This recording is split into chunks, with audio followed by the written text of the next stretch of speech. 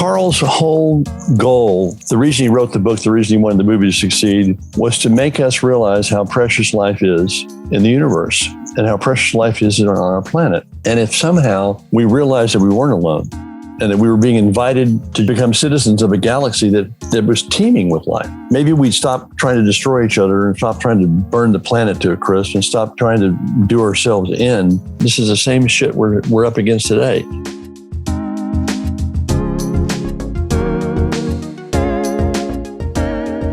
Welcome to Script Apart, a podcast about the first draft secrets of great movies. Each episode, a brilliant screenwriter revisits their initial screenplay for what became a beloved movie, discussing what changed, what didn't, and why, from first draft to the big screen. This week, we're delighted to be joined by the excellent James V. Hart, whose screenwriting talents have seen him work with everyone from Steven Spielberg to Francis Ford Coppola. There's one movie in his extensive filmography, however, that he looks back on with particular pride. Directed by Robert Zemeckis, Contact was the story of a scientist played by Jodie Foster who discovers proof of alien life. Before it was adapted by James into one of the most celebrated sci-fi dramas of all time, Contact was a novel, written by the renowned astronomer Carl Sagan, a close personal friend of James's. Carl sadly didn't live to see the film's completion, passing away after a long illness just months before Contact's release. James looks back on the movie today as a testament to the warmth and intellect of both his friend Carl and Carl's brilliant partner, author Ann Druyan, both of whom he worked with closely while adapting Contact. It was a tricky screenplay to get right. As you'll discover in this episode, the book was a dense meditation on what would happen if Contact were actually made with life from another planet, the ripples it would send through politics, through religion, and everything in between. Translating that into a piece of blockbuster entertainment without losing any of the book's authority or spirit of scientific discovery, in a time dominated by the explosions and spectacle of alien movies like Independence Day, was a daunting task. This is the story of how James pulled it off. Over an engrossing conversation, we reflect on the movies that Contact helped inspire, a version of the script that included the Pope as a major character, and why James is still not satisfied all these years on with the film's ending. Truly, they should have sent a poet to interview James. Instead, you guys have me. Sorry about that. Before we dive into the episode, a quick heads up that Script Apart is now also a digital magazine. Get access by supporting us on our brand new Patreon page, where for the price of a single cup of coffee a month, you can help us keep producing episodes, you can submit your questions for upcoming guests, and yes, you can read our 51-page magazine featuring interviews with screenwriters that you won't find anywhere else. Okay, with that out the way, let's get into my conversation with James V. Hart about the incredible Contact. A massive thanks to our Patreon supporters that includes Adrian A. Cruz, Will Stambridge and Chris Wade. You're listening to Script Apart, hosted by me, Al Horner, produced by Camille Demek. James, it's so great to have you on Script Apart today. How are you doing? So far, so good. Let me know in an hour. See how we hold up. Yes, indeed. You've had such a decorated career and you've worked on so many incredible projects. It really was hard picking one movie to zero in on for today's episode. I picked Contact, as I was saying off mic there a moment ago, because I have a really close personal attachment to this movie. Discovered it in a really formative time for myself as a film fan. Where does it stand for you amongst all the other great films that you've helped bring to the screen? I think the experience that I had with Carl Sagan and Ann Druyan was, I'm going to use a Carl Sagan word, penultimate experience for me. And I've been fortunate to have many, but working with the Carl Sagan and the Ann Druyan for 3 years on the development of the script. That's something that's so unique that, I'm the only writer that got to have that experience with him, even though there were several other writers on the project. It was really quite remarkable. It never would have happened if I weren't a writer. And I'm learning this. I wanted to be a physicist. I wanted to be an astronomer. I wanted to be an astronaut. I wanted to do all that stuff. But I never had the math. I was shitty at math. So, but as a writer, I got to spend intimate, personal, professional time with one of the greatest minds on the planet. And I never would have had that access if I weren't a writer.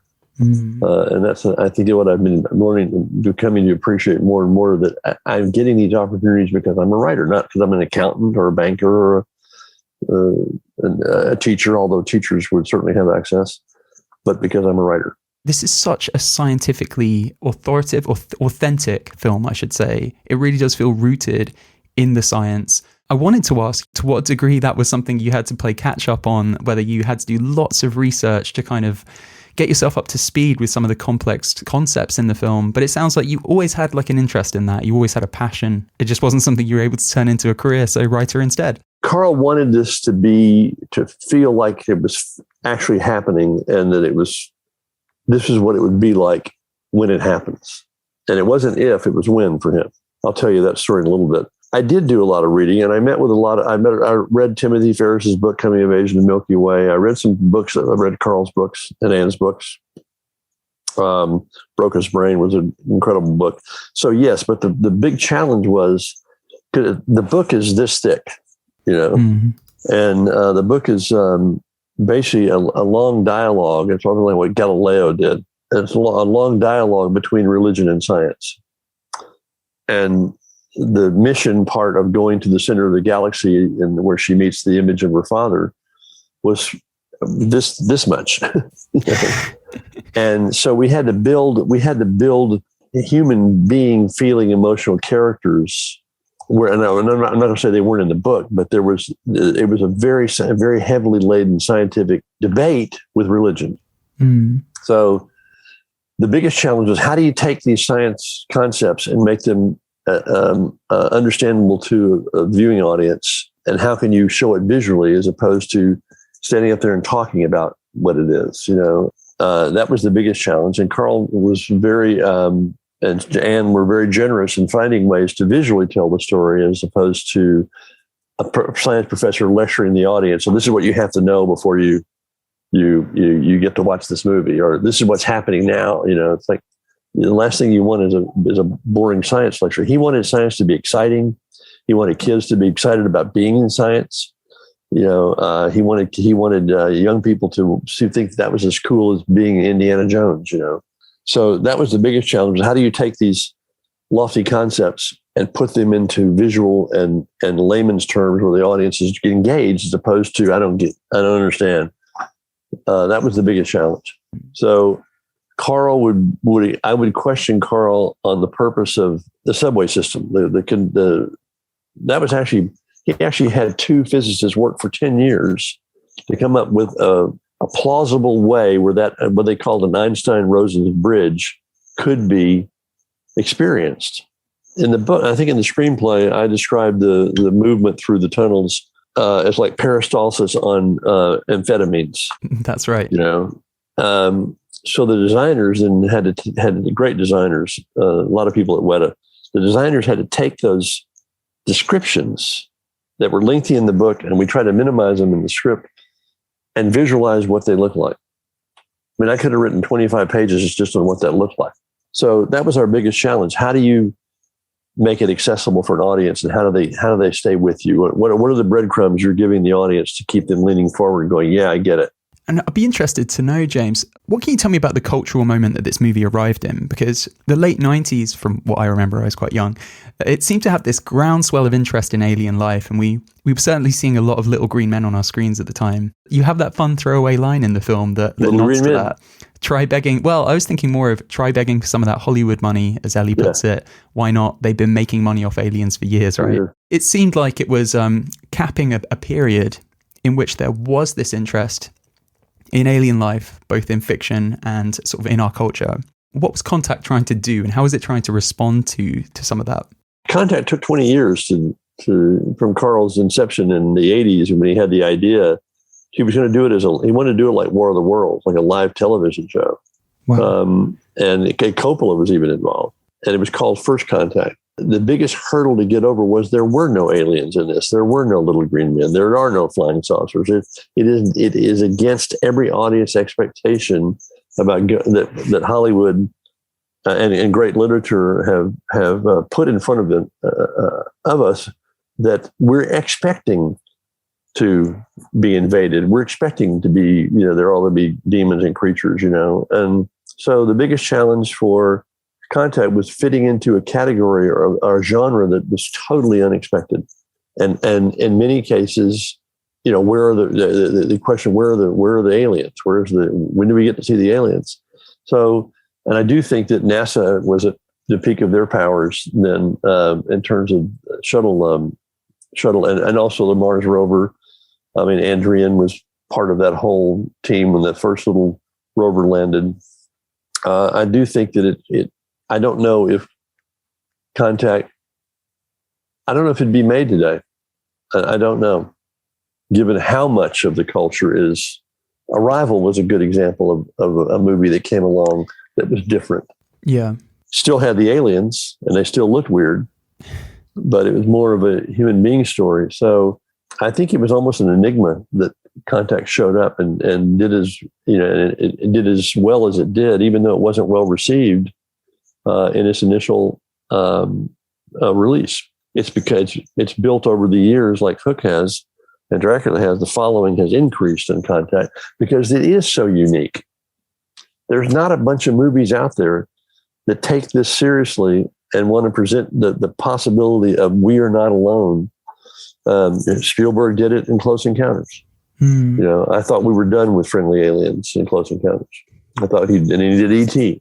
So I do think that there's a zeitgeist now more than ever, just with the release of the UFO tapes from the Air Force.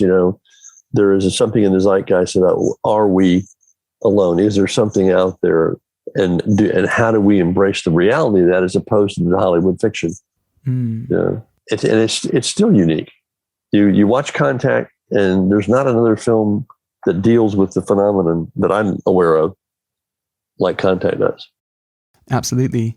It is interesting to revisit the film now. I mean, it's such an accomplished film with so much to say about the intersection between science and religion, our role in the universe, and the sheer emptiness of life without each other on Earth and beyond. It's strange not to think of studios recognizing the power of this story back then, but I suppose, to put myself in Hollywood's position at the time, this was an inherently talky movie, a lot of conversation, an inherently big budget movie, and it was a movie devoid of, big action set pieces to throw in the trailer. As you were working on it, how confident were you that this film was actually going to get made? You never really know. My work was done by the time they started production. I had worked with Carl and Ann for almost 3 years. Michael Goldenberg came on to do a revision. And then the director that was prior to Zemeckis, the movie I wanted to see was George Miller. That's right, yeah. George came on for 2 years. Jodie had, funny, the Hot Zone had fallen apart at Fox, and Jodie was going to be the lead in my Hot Zone script. When that fell apart, we finally got it made. When that fell apart, she moved straight over to Contact. So I got the best of both worlds. And the producer, Linda Opes, had actually introduced Ann and Carl together as a couple. Oh, wow. So Linda was instrumental in pushing this forward. But George Miller came on and brought in Minnow Mays to write, who should have gotten credit on the film. George Miller expanded the reach and the world of Contact in a wonderful way. And I wanted to see his movie. The only thing that I think Zemeckis did an outstanding job. The only thing that Zemeckis did was date the movie by putting Bill Clinton in the film. Yes. And I've never quite figured that out. Why it was showing off the technology, but now it's dated. Now it's 1997, always, and it didn't happen. We originally had a female president, which would have been was far-reaching in those days. Yeah, that was ahead of its time. We originally had a female president. They turned her into a vice president, but that still irks me. Every time I see the film, I go, you know what? Now we're dated. Now we're a period piece. Yeah. So it was a rocky road getting to production, and Jodie Foster willed that movie into existence. Yeah. She survived 3 writers, 2 directors, a studio that wasn't totally convinced that this was the way to go. And they even made me cut out, there's a big piece of the original script that's not in the film. Carl's conceit was that there was a mathematical equation of pi times the radius squared. You even still have to learn that in school, I'm sure. Yeah. And pi times the radius squared is a transcendental number, which means you can carry it out to infinity and it never repeats a pattern. And Carl's conceit was that if you carry pi out far enough, that there would be a place in that pattern of numbers where you would see the artist's signature that the universe was created by a more powerful, higher intelligence. And that's what we put in our script. The head of the studio at that time, who should remain nameless, fired me because I put math in the script. So I began to be on the sidelines and seeing what the rewrites were, and Minnow Maze came in.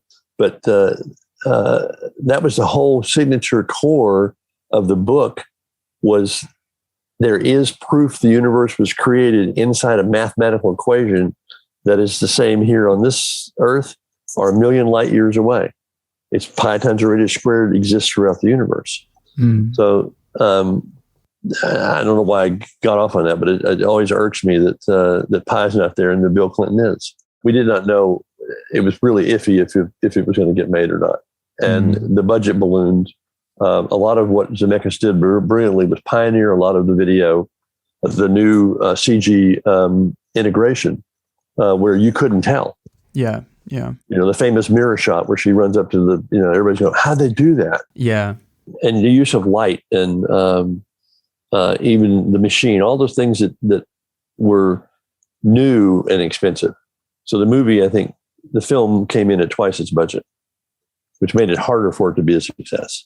It's quite interesting. There was a New York Times article came upon while I was researching this, that it was just before the film's release, and it was just such an interesting window into the tension between you and Zemeckis and Carl and everyone working on Contact were trying to do, and the sort of studio implications if it failed. So this was Linda Obst, I think it's pronounced. So she was one of the exec producers. She said, the film does not underestimate the American public. If we're right, it's fantastic. And if we're not, well, it will make movie-going just a bit more dreary.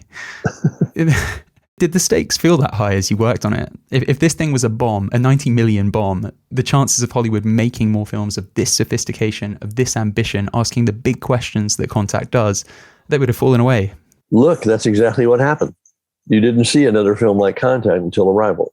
Mm. I mean, you saw some, I think there was a couple, one of them was called First Contact, but they were always about we went more towards the alien abductions and invasions and Independence Day, and sort of became the template as opposed to Contact. Mm. I'm working on a project now that deals with the hybrid thing that we're hearing about how where there are hybrids amongst us. That we're birthing. There's a new generation of alien DNA or what I call NTI, non-terrestrial DNA, and human DNA. I'm trying to write something very realistic about the possibility of that, what that would be like without it being flying saucers and ships landing, all that stuff. But look, you look at what happened. They didn't make another film like Contact for a long time. If you break Contact down, it seems as much a film, if not more, about the ripples that would be created in politics, in religion, in every facet of society by the discovery of alien life, much more so than the actual alien life itself. That makes up 10 minutes of the film right at the end. Well, also the social implications of it, we tried to dramatize as well, like the whole scene in Socorro, New Mexico, when the crowds show up at the dish, that's right out of Carl's book. It was a much more it was a much more complicated scene when I wrote it. The religious right in the book, had a much bigger voice in the book than it did in the film. And I think wisely, we moved away from dwelling on that all the time and made it important dramatically. Mm. Her not believing in God being an issue. The terrorists that coming from a kind of a religious occultism was used sparingly, but effectively, dramatically. Mm. Rob Lowe's character, the evangelical voice of the right, made sense. He wasn't painted as a crazy person. He was being very rational, and the whole grilling of Ellie when she was being tested as a candidate to go, and she couldn't use the word faith, and she couldn't admit that she didn't believe in God. So it was used sparingly, but quite effectively dramatically in making that point. Busey, the religious terrorist. Yeah. Was not in the book. Like I created that character that felt there needed to be some fringe element that was going to cause the destruction of in the book, there is a fringe element that causes the destruction of the machine, but he didn't have a face. So it could very easily have tipped into a diatribe between religion and science. And McConaughey's character is not who I wrote. Really? No, Palmer Joss in the book, and there's no love story in the book. Yes, that's right. Palmer Joss was a man in his 50s who had been converted by a religious experience he had when he was struck by lightning and lived. And he wrote the books that McConaughey. But he was a man much older than Ellie, who had his mind blown apart by her and challenged, and she saw in him her father. Ellie was looking for her father, not Matthew McConaughey. Yeah. But I thought Matthew did a great job of pulling that role off. Where is he? Is he like in the middle of a religious science debate? So he became a pivotal character to test her belief system, to test when he says to you, "Did you love your father?" Yeah. He says, "Can you prove it? Is there a scientific way to prove love?"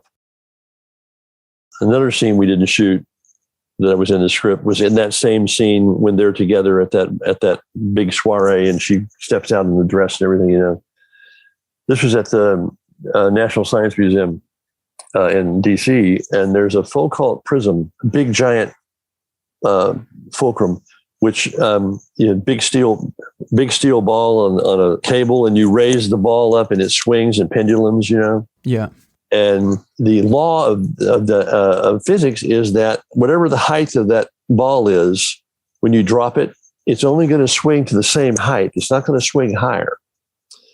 So he proves to her that she doesn't have faith in her scientific beliefs. She's okay. You stand here, and he puts the ball right up next to her face, and pull it and said, "You're going to jump when it comes at you. You're going to think that it's going to hit you." No, it won't. And of course he lets the ball go, and she jumps. Him proving that she doesn't even believe in her own scientific principles. And it was a great scene, and I'm not sure why it wasn't shot. But it visually demonstrated him challenging her scientific beliefs. He is the philosophical counterpoint for Ellie in this movie. And as you say, also her love interest, they sleep together. There is chemistry between them, but they come from different standpoints. And all the way through the film, those strands to their relationship kind of are constantly knotting and constantly becoming more and more entangled. Do you look back on that then as being sort of a concession that was made to Hollywood to get this film made, or are you at peace with it? Yeah, no, it was a casting. It was a stunt casting to make sure they had two very names at the top of this film, to get it made. And McConaughey was very hot at that moment. Yeah, and I think maybe the older relationship was not so readily acceptable. Yeah, they wanted a younger, pretty face to be in there. And also, it's interesting, McConaughey is very religious. He brought a lot to the table in terms of his own beliefs. We had a line in there when he and Ellie are debating that same scene at the soiree. We had a line in there when she says to him, "Your God is too small. My God is the universe. It's inclusive. It doesn't punish anybody. It doesn't condemn anybody. It doesn't, and he wouldn't do the scene with that line at the "Your God is too small." Really? That is interesting. And it was one of my favorite lines, and Carl loved the line. And at some point, I believe Ann made Zemeckis promise not to cut that line out, because it was Carl's line, "Your God is too small." And to me, it's as simple as if it's just us, it's an awful waste of space, which is not in the book. That's my line. Yeah, that came from Thomas Huxley, 16th century philosopher. That simple line, "Your God is too small. Mine is the universe." You don't need a speech. Yeah. To get that concept through to the audience. I'm excited to sort of delve into the script and break down a couple of the scenes and a couple of the characters. But before I go on, James, I have to ask you, it's been rumored that the Pope was intended as a major character in this film. Was that a plot point that you were involved in, or was that something that was being explored by someone else who at one point was kind of on board the project in some way or another? Yeah, that wasn't me.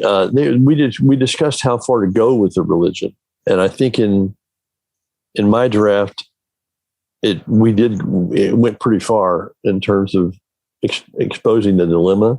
The Pope came up a couple of times, but I don't think it was. I think that, at least from my perspective, it was pulled back on as being one. You don't want the ire of the Vatican, out there trashing your film. But I do. In the book, there is a whole thing from the Pope. I'm trying to remember what it was, but when they're selecting in the book, there's 5 people go, not one. And you're selected from it was the United Nations, and my script was that United Nations more. So it's not just good old USA, but there was a representation which was going to bring peace to a lot of places, Russian, Chinese. That it really had a way of making it more of a peace mission, a universal Earth mission, and I think the Pope was involved in that, about blessing the mission or something like that. So, and listen, I think it's great that Ellie became the sole traveler, but that wasn't the original concept. It really was the Earth. We have people representing us as humanity going to on this mission. Very much like what we do now. Yeah. I suppose it does make it much more of a personal journey for Ellie being the sole person to go. Of course, the disappointment about this is if you had the Pope in the film, there's your casting for McConaughey. Then you could have had your original relationship. Don't know how people would get on with McConaughey as a Pope. Anyways, let's dig into. I'm sorry, I'm getting good visual on that. So,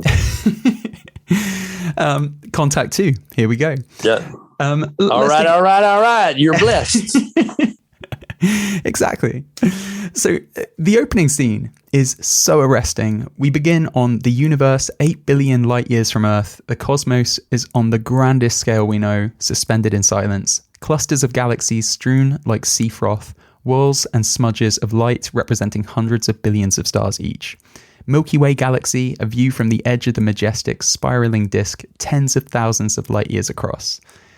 Now, the Ring Nebula, we're backing out. Constellation Lyra, a local group of stars, the brightest of which is a point of hot, blue-white light, Vega. Radio chatter clutters up the sound waves. What I adore about this opening is both its narrative use, so we're literally experiencing the travel of the Earth broadcasts as they reach Vega, setting up, the plot of the entire film, but also the thematic power. If this is a film about the vastness of space and the humility of recognizing how small we are in the face of that vastness, nothing quite sums that up, like all the sound of humanity's biggest events kind of echoing out and fading into the ether. How did you arrive at this scene? Was it a tricky one to land on as your opener? Well, in my script, it's the reverse. You start in space and you move to Earth. Oh, really? And what Zemeckis did, which I thought was brilliant, I don't know if it was Michael Goldenberg or Menno Mays. I think it's probably Menno Mays. What Zemeckis did was start with Earth and let the radio waves carry you out to space, which I was very impressed with. When Carl and I worked together, we started the other way. We started, as you just read. That sure sounded good. Thanks, James. Man, I'd like to get back in that zone, write some more of that stuff. But we moved the immenseness and vastness of space down to Earth.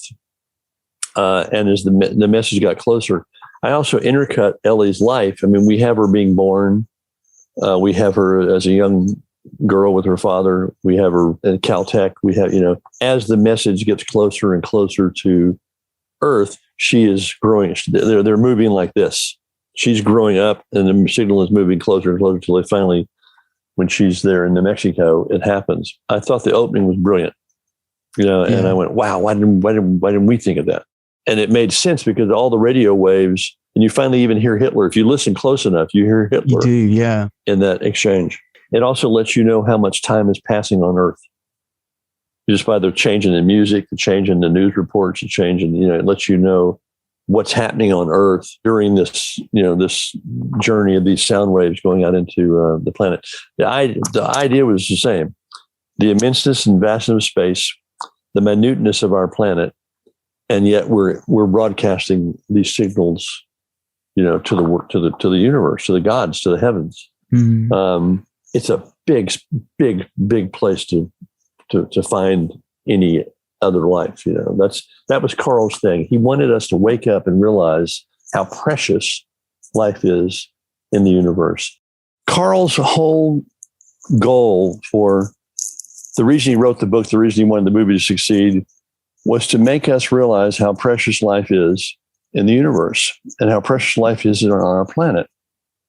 And if somehow we realized that we weren't alone and that we were being invited to become citizens of a galaxy that was teeming with life, maybe we'd stop trying to destroy each other and stop trying to burn the planet to a crisp and stop trying to do ourselves in, because it's so meaningless and so irresponsible when we could be joining a whole other level of being and humanity or whatever they are, and intelligence.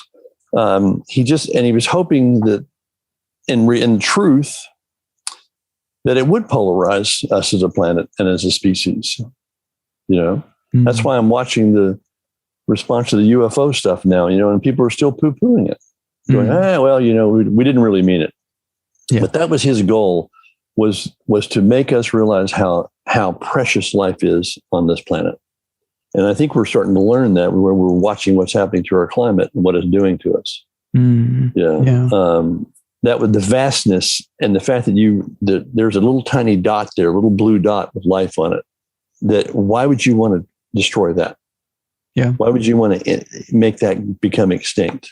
And he was worried about this. I'm going to tell you a quick one here. I was with Carl the day they turned on SETI at Goldstone at Edwards Air Force Base, when they turned on the radio telescopes to start searching the universe for extraterrestrial life. And he was with his son, Sam, with his son, Carl Jr., and he was like a big kid, like 18-year-old kid in high school prom, had all his buddy scientists had gathered from around the country. They had a telephone hookup with Arecibo, which is now gone, in Puerto Rico, and Canberra in Australia. They were all going to call each other on the phone and flip the switch at the same time. No Zoom, none of this, telephone. So they couldn't get this. They couldn't get the connections to work. And Carl said, "Here we are. I'm going to search for life in the universe. We can't even get a long distance phone call to work." But at the end of the day, we stopped on the way out of Edwards Air Force Base. The sun was going down, and there were all these boulders with the chevrons and the insignias of the battle squadrons and the bomber squadrons and the fighter. Lightning coming out of the eagles' noses and flames shooting out of the American, all kinds of stuff. And Carl said, "Let's stop." So we did. We stopped. And with that red dust is blowing, and there was about 10 of us, and he's just standing there, and everybody started walking through this monument to war. I saw him, and it's the first time I had seen him be melancholy the whole day. He said, just out of the blue, he said to me, "I give us 10 years." And what do you mean? He said, "I give us 10 years. He said, if we don't get a response in 10 years, if we don't get a signal back, I'm worried we won't be here to answer the call." Wow. And I thought at that time that he was talking about this monument to war that we might destroy ourselves. We might just do ourselves in and miss the opportunity to make contact. What I realized after his death was that Carl, he was talking about himself, that he was sick and knew it. Really? And and he wasn't. He didn't last 10 years. He was gone before the film was finished shooting. But I realized he was talking about himself, that he wouldn't be here to answer the call. That was, and it's always stuck with me since when I had that realization of he was having a premonition, but also he was seeing what we'd done with our technology and all of this monuments to war. And he didn't make it. He didn't get to see the finished film. He saw some of it, but that was a big, gigantic loss. There's no Carl Sagan. There's no new Carl Sagan. But I can only imagine how the film must have taken on an emotional weight for you that's greater, because you must know that this is a monument to him, and well, presumably you would know best. I think he would have loved it, right? I think he would have given us a B+. He graded all my notes, he would give me a grade. I think the highest I ever got was a B. And he really, like an English teacher, he'd go through and cross stuff out and go, this is, and yeah, at the end of the film, when it says for Carl, the first time I saw it, you have to screen the movie for the writers who are credited on the film. And I sat in that screening room. I think Minnow Mays was behind me. I sat in that screening room all by myself at 10 o'clock at night at Warner Brothers. And when For Carl came up, we just lost it. I lost it. Had to go find somebody to talk to. I'm sure. It is For Carl. But I think he would have been disappointed we didn't go further in some directions, and maybe didn't like some of the solutions. But he and Ann actually worked on the script. They actually did a draft of the script. Yeah, that's right. I know he got a bunch of what he wanted in there. Yeah, that's important. We then meet young Ellie, James, and her father, of course, with whom she shares a really important relationship. And you introduce Ellie as this inquisitive kid with this appetite for understanding, but also a heartache that's going to become like a driving motivator in the person that she grows up to be. So while talking into a radio transmitter, she asks her dad, "Could we talk to Saturn?" Her dad nods. Then there's a long pause. "Dad, could we talk to Mum?" We talk to Mom. And her dad, named Ted, hesitates a moment, then sighs, "I don't think even the biggest radio could reach that far." And we talked at the beginning of this about the importance of trying to find a human way into these big scientific concepts. Was this one of them for you? It seems like you've given the character of Ellie a deep personal connection to searching for belonging in the stars. This is more than just a job to her. Yeah, and this is a credit to Michael Goldenberg, who shaped that scene based on scenes that I had written between her and her father. But in that one scene, in that very simple exchange, you establish her mother's dead, that she is asking if science can reach into the supernatural and into the paranormal and into religion. So you've already set up a potential conflict that she's going to face the rest of her life, and her dad basically feeding into that curiosity when she says, "Is there anybody else out there?" When he says, "Well, if it's just us, it seemed like an awful waste of space." When I wrote that line and showed it to Carl, he said, "That's it. That's the best argument that anybody can make for us not being alone." And that came from Thomas Huxley's quote about, if God went to all this trouble to build the universe and the stars and everything, he wasted a lot of space for miserable wretches like us, But in that one scene, you establish what's going to drive her through the rest of the story. It doesn't come home until the flashback when her dad dies, when Ted dies, which is still a brilliant moment. And again, that's Michael Goldenberg shaping it from my earlier death scene. But that punctuates the story engine of Ellie, that what she wants and what she's trying to achieve is make contact. But now it's not just make contact with intelligent life. She's looking for her father. Yes. And that's why that line is echoed 3 times in the film. Joss says it to her, which is the connection. And at the end, when she's giving the kids a tour, and she repeats it. So it became thematic and the thread that held Ellie's journey together, Yeah. It also strikes me as fascinating that since Contact, we've had this almost like mini genre of movies about space travel that factor in father-daughter relationships. Yep. So Interstellar, which of course also has our man, the Pope, McConaughey. Yes. Ad Astra, Armageddon, High Life. If we had all day, we could get into what is it about space travel that invites us as storytellers to contemplate our relationships with our kids, with our families. In the interest of not taking up your entire day, James, we should talk quickly about adult Ellie, who we meet a few pages later. I love the transition between scenes. We go from young Ellie struggling with her tiny radio, saying, I'm going to need a bigger antenna, to meeting adult Ellie, now grown up in the middle of a Puerto Rican jungle mountain range. She's looking at an enormous, white, 1,000-foot radio telescope cradled in the natural bowl of the mountain valley. Ellie was played by Jodie Foster, who is incredible, and I can't imagine anyone else in this role. Who was that character to you? What were some of the characteristics and inner conflicts that you wanted to imbue her with? It's real simple. She was channeling Carl. Really? And I realized that when I watched, I didn't get to see the film until it was finished. She had been in touch with me during production, and she was reading a couple of my other scripts. And Jimmy Woods was also keeping me posted, who was a friend. She was channeling Carl. Mm-hmm. And you really do see that. You really do see that in her when she's trying to raise money. Yeah.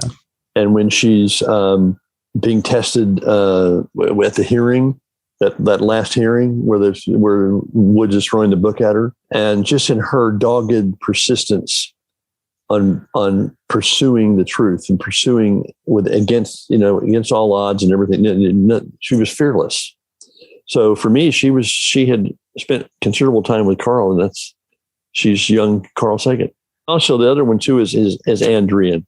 Everybody says that Ellie's character is based on Carl's friend I can't remember her name, not Tyler, but Ann Druyan is really the model for Ellie Arroway for me. I mean, when I was writing Ellie, I was writing Ann Druyan. That is really interesting, because one of the things that's always struck me about the film, and I mean, I always put this down to, well, Zemeckis was coming off Forrest Gump. He presumably had license to do whatever he wanted and to put as much into the film as he wanted. I always wondered, there's so much in the sort of opening act of us following Ellie as she kind of goes up against these people with very cynical, pragmatic, business-orientated attitudes. And I wondered, narratively, you could probably cut those beats and still end up with the same story, but there's something rich in there, and there's something you obviously wanted to fight for because it's important context for Ellie's discovery. Was it just a case of getting some of Carl into the film and showing that these discoveries come in the face of like massive resistance, and sometimes these discoveries are co-opted by people who have been the biggest resistors, as is the case with some of the people that Ellie comes up against? Look at the film in terms of today and what's going on. And all the resistance that science is getting from politicians and religious groups, this pushback on science is, I mean, I don't know what, I mean, the people at the NIH, the people at CDC that are under fire, all the medical people that are under fire by a mindset that makes no sense to a scientist. Makes no sense whatsoever. You get vaccinated for a reason. Yeah.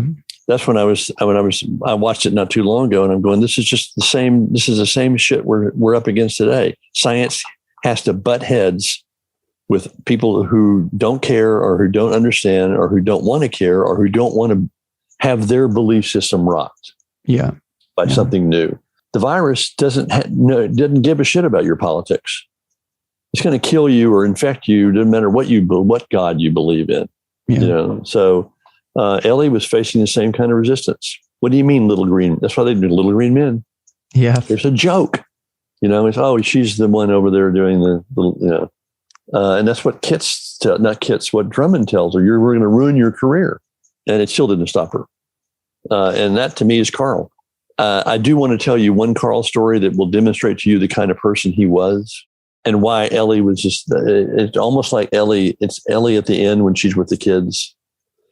We were all in Disney World with Carl and Ann and Sasha and Sam, who's the 1-year-old with Ann.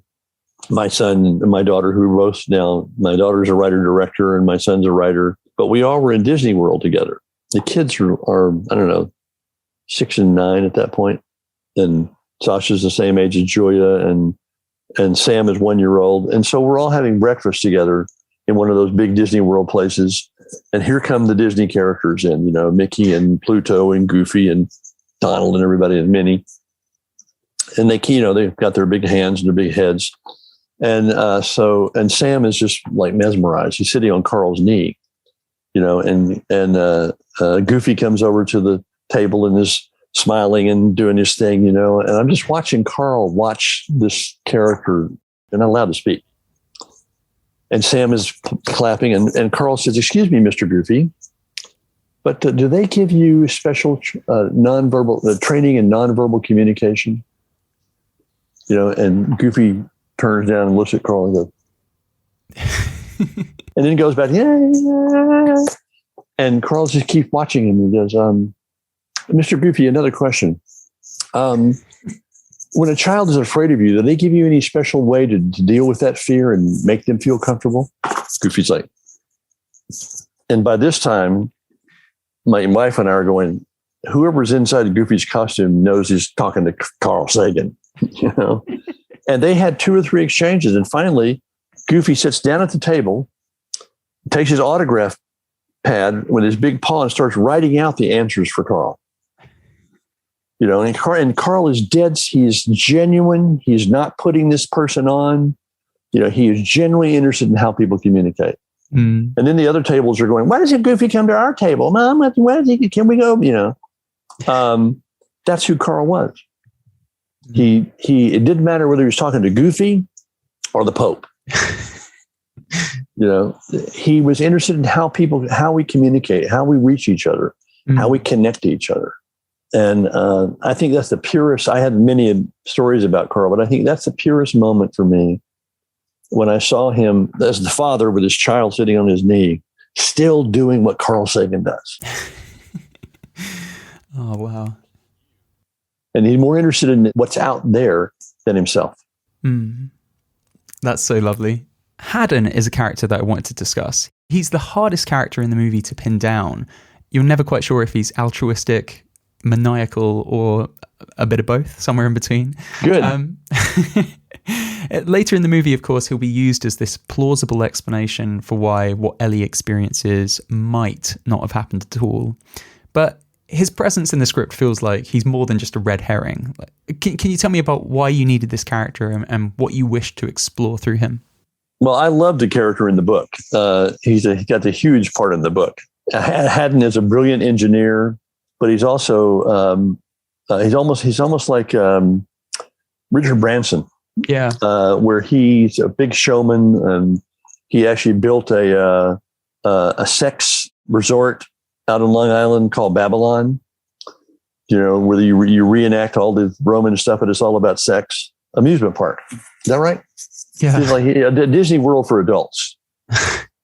But he's also a great technician. He's made all this money in technology and scientific breakthroughs and stuff. And as in the film, he watches Ellie and sees what she's going through. She actually goes and pitches him on what she's trying to do. And you needed this character. It's almost like what is in my sort of my little world of the Hart chart and all the things that I do with structure. He's a traveling angel. He's a character. He's like a mentor or traveling angel. He's there he's Jiminy Cricket. He's there to specifically help your main character when they need it most. Not because they're helpless or because they have to have earned the intervention from the guardian angel or the mentor character. So I love Haddon's character. He's my favorite character in the whole film. I actually ended the film with his death.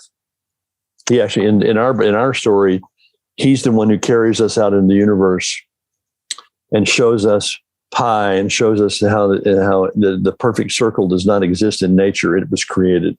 All atoms are, or the atom that's a million light years away is the same atom that's here. Pi times radius square. So I was really loved his character, and he does show up with what I call in my terminology a resurrection opportunity. The plan falls apart at the end of Act 2 when the machine blows up. Drummond is killed.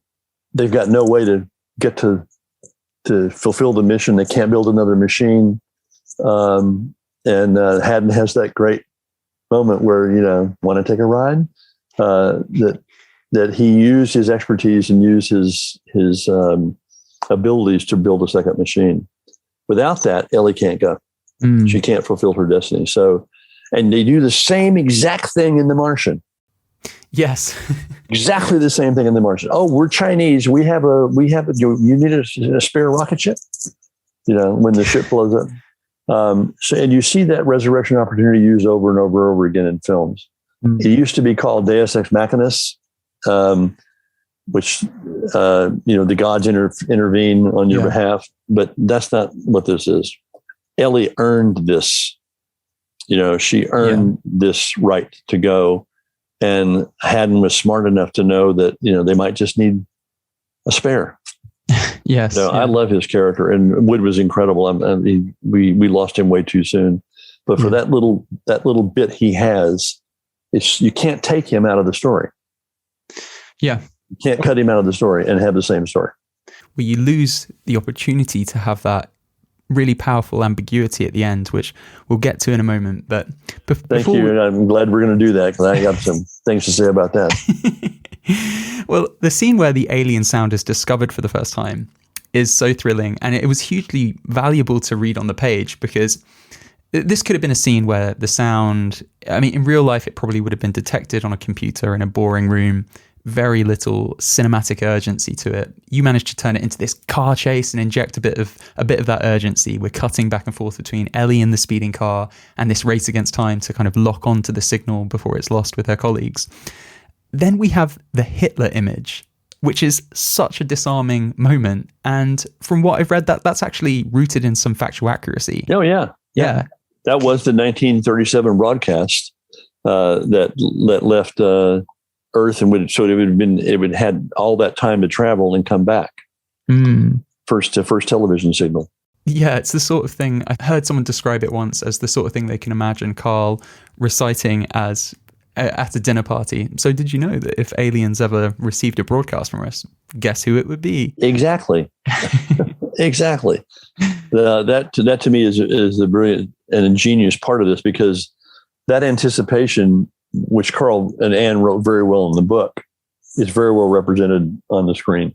My original scene had her further away from the array, out in the middle of the desert, so that when she's driving back, she's speeding back, and Carl describes in the book, all the jackrabbits come out and line up beside the road, almost like a salute. That there's hundreds of jackrabbits sitting there in the night with the moon out, and she's driving her, whatever, I think it was a Thunderbird in the book, as fast as she can to get back to the array. That's where Zemeckis really knocked it out of the park. He really captured the energy that Carl wanted captured in that moment where this is real. Yeah.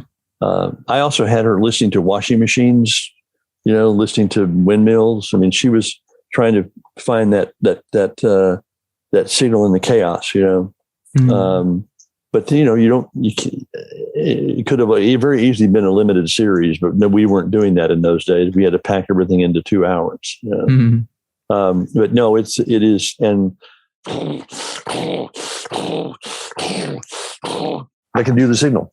Yeah. The sound design and Alan Silvestri's music and the editing are so incredibly integral and important in that sequence. And just her two crazy guys that she worked with, Fish and I can't remember his name. And you see how primitive their equipment was. Yeah. They're literally plugging in speakers and thumping on screens and we invented Zoom for that. They do all those video chats, but you look at how primitive the equipment was. It's like when you go back and look into Mission Control, an Apollo capsule, and you see toggle switches. Yeah. What? So it comes at just the right time in the film. Yes. Yeah. You're not quite halfway through the film when the signal shows up. You mentioned there doing, if it was done today, perhaps it would be, a TV series. And with that, perhaps you'd have more screen time. Here's a hypothetical question for you. Of course, next in the story, we have Ellie sort of decodes the data. There's this almost sort of detective-like strand of the film where, they're sort of solving the clues. And eventually they discover that these are blueprints for a machine that will transport one person to Vega. Of course, when the machine is built and about to be tested, a terrorist blows up the structure, killing Ellie's boss. In the finished film, there's a tiny TV segment that alludes to sort of religious fundamentalism. We've obviously seen this character at other points making these anti-scientific rants. If you were making this as a TV show today, would you toy with exploring more of the backstory of this character and the sort of band of terrorists that he represents? Or was that something you just never really had any sort of interest in delving into? Well, I had a much more elaborate view of that character, the whole penetration and how he got into the array and got into the systems command. Oh, really? I did a whole thing on because it was intercut with the excitement building around the day and the test launch and the interviews and what have you. I even had them how they come in their truck and how they already had their uniforms on. I mean, I did a whole thing. You didn't need it. All you needed to do was cut to him being there, which is much more of a surprise. Like an oh shit. I was doing an old Alfred Hitchcock method of intercutting by creating the tension about when is the bomb going to go off, and maybe in a series you would have had a whole episode about I could have done a whole episode just about that day. Yeah. Even the construction of the machine, I showed the construction of the machine and what the alien technology was, but here you just cut to the machine. Yeah. It's there and it's the day of celebration. So maybe in a series you could have been more elaborate about how did they build that? What is it made out of? Mine was really kind of weird, almost like 3D printing before 3D printing was invented. There were these solutions that mix and you actually watch the machine grow organically, almost like a piece of coral, but sped up in time. And sure, maybe with more time could have let some of that run. But I think it's very efficient what Zemeckis did in terms of hitting those plot points. Yeah. That moment seems like a more extreme version of something we're seeing throughout the film. Even in the White House, there are humans who are resistant to the idea of, pursuing the idea of alien life. Even once we have proof, there's skepticism, there's fear. Why was that such a fascinating thing to explore, this idea that humans might be too flawed, too self-destructive to make this leap? Well, Kitz's character voices that. Maybe it's the Trojan horse, and we're inviting them in, and they come out and wipe us out. That's the kind of the mindset of humanity that Carl resisted, was the belief that anything foreign, anything out there, is bad, and we have to defend against it because they're going to come here and do us in. Religion doesn't believe in alien life in the universe. It's not. At least Christianity is not, and I think Muslim is not taught that there is another life form beyond this earth. So you're already bucking their system. And Kitz kind of voices that whole. He said he's the voice of skepticism and the voice of doom. And maybe they're coming here to kill us. Maybe it's a big trick. That's the mindset, that defensive mindset that keeps us from accepting certain possibilities and certain truths. And I'm sure it's like The Day the Earth Stood Still, the original, the good one, the first one, Michael Rennie. The first thing we do is shoot the messenger. Put a bullet in him. Mm-hmm. That's how we think. And Carl was trying desperately to reverse engineer that.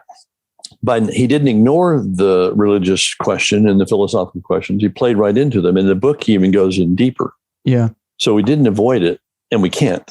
But we're seeing it right now. We're seeing right now in our world how destructive religion is, and how divisive it is. It's not inclusive. It does judge. It does punish. It does isolate. It does start wars. It does kill people in the name of whoever's God your team is on. So, and I think Carl would be very disappointed in how we haven't gotten better. Yeah. So, James, we've been teasing it this entire conversation. We've alluded to these different endings. Let's get into it. This it's been actually quite hard to sort of track all the different iterations and all the sort of proposed endings. I mean, Zemeckis has mentioned one in which the sky opens up and all these angelic aliens put on a light show. He said that the script was great up until that point, and then he decided not to do the film because he didn't think that was a good enough ending. And of course, he did later circle back around and end up doing the film, but it sounds like you did sort of cycle through different versions of how this film could end. Talk me through them. What happened? In my toolkit, my Hart chart toolkit, I have these signposts that I think work for narrative structure. And the last one is called, do you have a satisfying ending? Not a happy ending, not a sad ending, not a Hollywood ending, not an upbeat, is the audience satisfied? Have you taken them on a journey and where you've landed them, are they happy? They're not necessarily happy, are they satisfied? And I'm not satisfied with the content ending. I think it's ambiguous. The only proof that maybe something really did happen to Ellie was the exchange between Kitts and the vice president about there's these 18 hours of missing of static on the tape. That's right. Yeah, that's a Nixon referral back to the old Watergate days. In the script that Carl and I worked on, the ending we had, he wanted to make sure that the audience and Ellie knew that it really happened, that she had proof that it happened, even though she couldn't produce the proof in the hearing. And they gave her an award and gave her a grant and sent her off to do more research. In my ending, we still had pie. Mm-hmm. So they've given her this money, they've given her this award. She and Joss, this is 3 years later, she and Joss have a kid, Sam, who's 2. And they're out in the desert. Joss is off in South America on some missionary thing, and she's there at the array. The kids, all the school kids are there. And she has this giant computer, a Cray computer in those days, carrying out pi. There's millions and millions and millions and millions of digits, transcendental numbers. And as she's giving the kids a tour, she can't find Sam, the babysitter, he was playing over here. And they look for him everywhere. And this is after she said to the kids, if it's just us, it's an awful waste of space. Keep looking. So she's alone and she goes into the computer room and there's Sam sitting in the seat. And he's just looking at the screen. And all of a sudden the screen locks up. And inside this massive numbers, there begins to be these concentric circles. 1, 2, 3, 0. Which is a signature that this was created. And as that happens, she realizes that I think she says, wherever you are in the universe, pi times the radius squared is the truth. And that everything, the circle, is an atoms, a basketball hoop, a baseball, a marble, the earth. Those don't happen in nature naturally. You don't find circles in nature that are natural. So, and as you start pulling out and you get to Haddon's, his station, and they're zipping him into the bag to send him into the universe. And you actually follow the jettison, they send him out of the universe, and that's when you go through Saturn's rings, you go through constellation, you see circles throughout the universe. And that was the ending that Carl and I, and she's giving she's talking over this. And that was the ending that Carl and I at that point agreed on. I'm sure he may have changed it later, but it was proof that Ellie was right. It did happen. We're not alone. So she's satisfied, even though she was knocked down a notch and and had her wings clipped and all that kind of stuff. There's the proof. And right. Haddon is the one who takes us into the universe that we know we're now connected to for real. That is really interesting. What's fascinating about the ending as it currently is, Ellie is almost placed in this. She's previously been quite religious skeptic. I mean, we have that scene where she says, she's asked, "Do you believe in God?" And it essentially costs her, the trip on the mission. Instead, she has to, at the end of the film, accept that she can't prove something, but she believes it in the deepest part of her soul, which is, that's faith, that's religion there.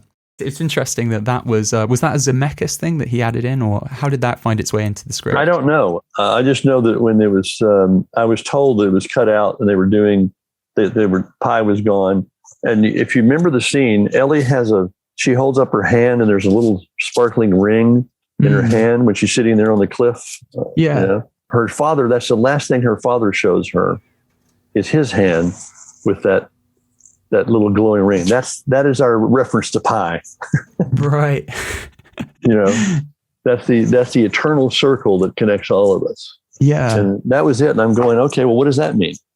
What does it mean now in the context of the film? Nobody knows why that's there. Yeah, why he holds it out to her, why she, I'm going, well, there, you had a perfect moment where you could have said something about it. And to me, it's ambiguous. And I think Zemeckis wanted the audience to decide for themselves. And that's not a scientist's way to think. It happened, it's real, and I can prove it. And she couldn't prove it, but she also wouldn't use the word faith. And in my ending, she proved it. She was right. And you don't need faith. You don't need a religion to have to believe that the universe is created by higher intelligence. You can show it scientifically. So they both, and McConaughey's right. They both are after the same truth. And they're both looking for the same result. They're just using different methods of getting there. Where do you see Contact's influence as having extended to over the last 20 years? We've mentioned Arrival, which I adored and saw the connection to. Are there other kind of places where you saw, either in sort of film culture or in wider pop culture and people's understanding of what it would mean to discover alien life? Where are the places where you've seen Contact move the needle? Wow. That's a toughie because I'm looking at what is getting on Netflix and Amazon and Hulu and Disney Plus, and I'm seeing a lot of superhero stuff, and I'm seeing a lot of alien stuff, and still more bad aliens. The only good alien is a dead alien. I don't know. I'm trying right now to do a show. We have a showrunner, and we're trying to sell a series now that takes this phenomenon that we've just seen with the Pentagon sort of disclosing this, and takes an incident from 1980 in Rendlesham, not in your part of the world. Yeah. But puts it in the context of today, of something that really could happen today, just like Contact, where a potential nuclear attack is interrupted and actually keeps North Korea and the U.S. from going to nuclear war. What caused that interruption? What caused those missiles to veer off and go away, and why? Wow. And we're trying really hard to keep it almost like a thriller, as opposed to there's no way, you don't see any aliens, you don't see it's all evidence of their presence, of trying to make sure we don't kill each other. Ideally. Giving us one last chance. Okay, this is the last time we're going to stop you from doing this, I don't know. We'll see. I watched, I love the whole moon thing that Amazon canceled after a season when they finally got to the moon. I love The Martian, in terms of trying to make something real. I appreciated the science that went into that. Great thinking on poop potatoes, They used science on how he was going to be rescued. I thought Arrival, I went and saw Arrival by myself in Texas when I was taking care of my parents at 11 at night. I was genuinely, of course I figured it out because I'm a writer, but I thought Interstellar was a great, noble effort, and really it had a bunch of different messages, especially about climate change and also what we're up against to survive as a species. That's probably the closest, maybe even more so than Arrival, in terms of getting off our ass and getting out there. Lost in Space, the reboot, was okay. Yeah. But it didn't celebrate any of it's like, Star Trek is does more to promote coexistence than a lot of these films do. And there's a void, and I was hoping that this spike with the Pentagon might wake people up, but I think they're so. Of course they exist. Of course there's UFOs. Of course they're, or it's just another something we'll sweep under the rug. So hopefully we get a shot at this series. I don't know if we're going to be able to sell it or not, but it's trying to again dramatize what would really happen if. Well, that sounds really exciting, James, and gosh, I hope it all comes together. Me too.